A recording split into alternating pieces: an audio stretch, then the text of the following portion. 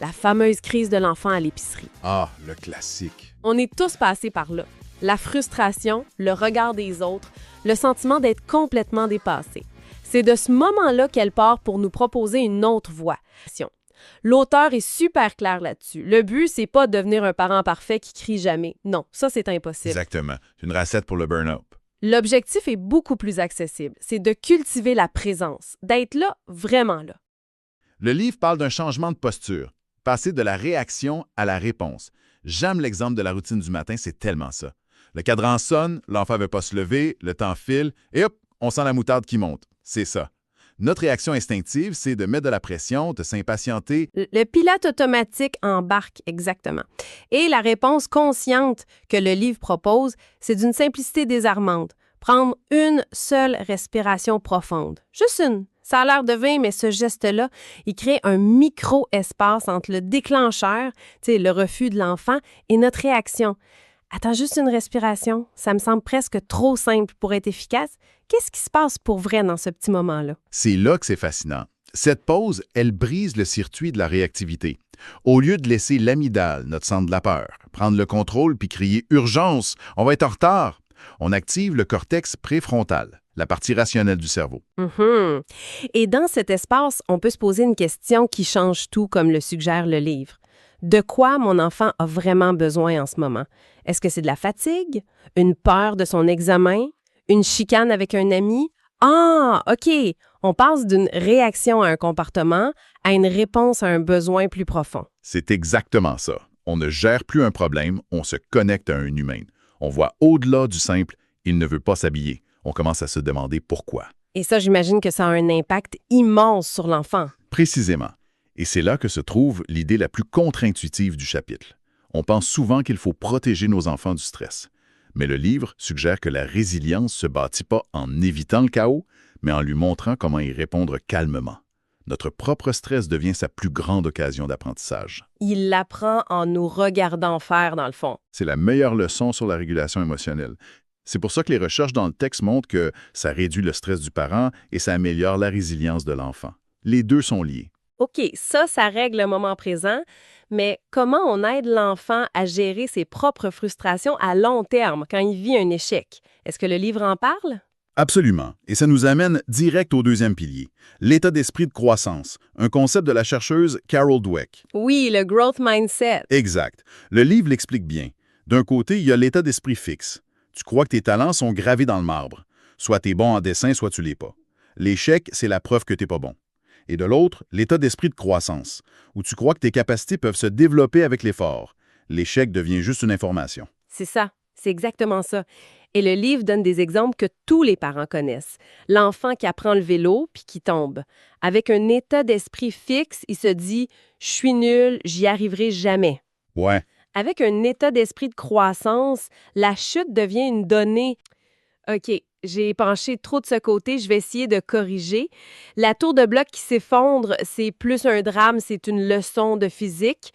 Le texte utilise une image forte, les erreurs deviennent des tremplins. J'aime l'idée, mais en pratique, comment on fait ça? On est souvent les premiers à dire « Wow, t'es tellement intelligente quand notre enfant réussit ». Est-ce que le livre nous met en garde contre ça? C'est un point crucial. Le livre insiste sur le fait que les parents sont les architectes de cet état d'esprit. Et oui, il suggère de faire attention aux compliments sur l'identité, comme « t'es intelligent », et de privilégier ceux sur le processus. OK, donne-moi un exemple. Au lieu de « quelle belle note, t'es bon en maths », on pourrait dire « j'ai vu tous les efforts que t'as mis pour comprendre ce problème. Ta persévérance a payé » ou « j'aime la stratégie que t'as utilisée pour ça ». On valorise l'effort, la stratégie, la résilience, pas le talent inné. Et j'imagine qu'il faut le modéliser nous-mêmes. C'est l'autre outil puissant.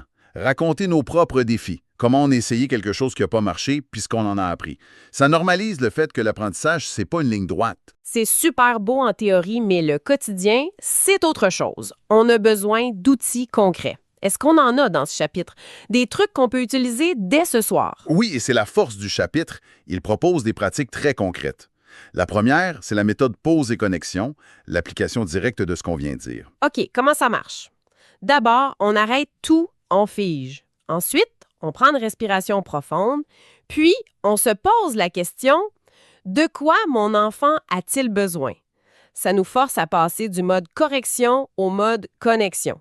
Donc, au lieu du classique « va dans ta chambre », on dirait, après la pause, « je vois que tu es vraiment en colère, que ce soit l'heure de fermer la tablette ». C'est plate d'arrêter quand on a du fun, hein? Précisément.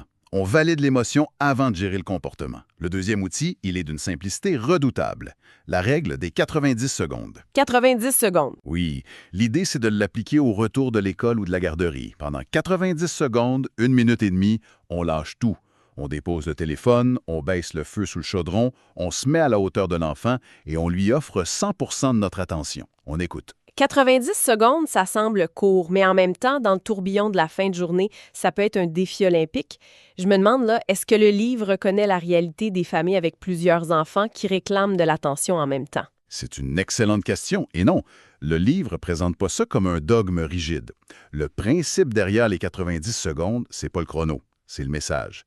Le message, c'est « Je, t'es la personne la plus importante pour moi en ce moment. Je te vois. » Je comprends. Même si c'est 45 secondes, si l'intention est là, l'impact est immense. C'est comme remplir le réservoir affectif de l'enfant. Souvent, une fois ce besoin comblé, il est beaucoup plus coopératif pour la suite. C'est logique. Et le troisième outil? Le troisième est plus large. Créer un environnement conscient.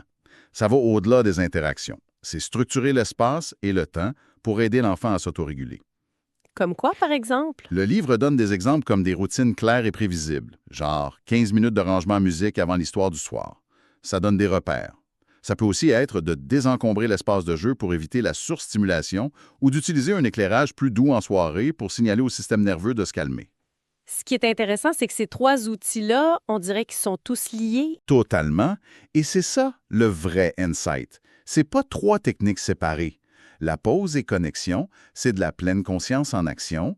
La règle des 90 secondes, ça bâtit l'intelligence émotionnelle. Et l'environnement conscient, ça manifeste l'état d'esprit de croissance. Les trois piliers s'activent dans ces petits gestes. Je pense que c'est un bon moment pour prendre une pause nous-mêmes. Le chapitre, à la fin, propose des questions de réflexion pour le parent. C'est central. L'approche n'est pas prescriptive, elle est réflexive. Inspiré par le livre, on pourrait se poser une première question. Dans les situations tendues, est-ce que je sers de modèle pour la conscience émotionnelle et l'état d'esprit de croissance que je veux voir chez mon enfant? C'est une invitation à s'observer soi-même, sans jugement. Exact. Et une autre question pourrait être, quels petits ajustements je pourrais faire dans nos routines ou nos espaces pour mieux soutenir la sécurité émotionnelle à la maison? C'est pas de tout changer, mais de trouver le petit truc qui peut faire une grosse différence. Exactement, et le livre insiste, cette introspection ne doit jamais devenir un bâton pour se frapper. C'est pas un examen de performance. Ça me rappelle une citation du livre, « Vous n'êtes pas ici pour être parfait, vous êtes ici pour être présent, pour apprendre, pour grandir. » C'est un rappel qui fait du bien. Alors, si on devait distiller l'essence de ce premier chapitre en quelques points, ce serait quoi? Si on le résume en 3 phrases, ce serait ça. 1. La pleine conscience en parentalité, c'est la pratique de répondre avec intention au lieu de réagir par impulsion. C'est choisir sa réponse. OK. Adopter un état d'esprit de croissance, ça change tout. Les erreurs, celles de notre enfant et les nôtres, deviennent des occasions d'apprendre ensemble.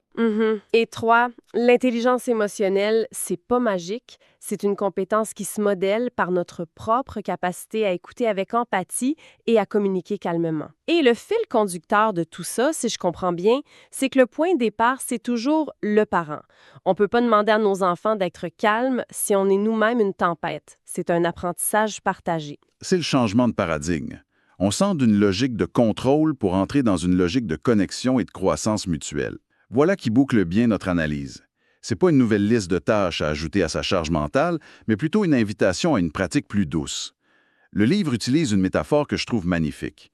Être un parent conscient, c'est comme jardiner. Ah oui, on tire pas sur les plantes pour les faire pousser. On leur donne de la lumière, de l'eau, nos gestes de présence, nos respirations, nos mots d'empathie. C'est ça qui crée les conditions pour que l'enfant puisse s'épanouir. Et pour laisser une dernière piste de réflexion, j'aimerais rebondir sur la toute fin du chapitre. L'auteure s'arrête pas aux idées. Elle propose des pratiques très physiques, un mantra, une méditation, même une posture de yoga. La posture de l'arbre. Exact. Et ça soulève une question qui va plus loin. Que se passe-t-il quand on arrête de seulement penser au calme pour commencer à le pratiquer dans notre corps? Quand, au milieu du chaos, on prend une seconde pour sentir nos pieds bien ancrés au sol? Comment est-ce qu'une seule respiration, un seul instant d'ancrage physique peut changer non seulement notre propre état, mais toute la température émotionnelle de la maison? C'est peut-être là que la vraie transformation s'opère.